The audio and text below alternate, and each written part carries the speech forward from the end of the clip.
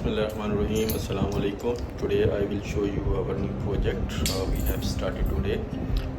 You will see behind me, this is the area for the small lab.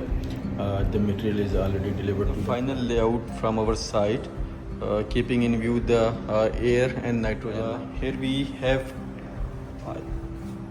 have one line for the nitrogen or air, so we will make hole here.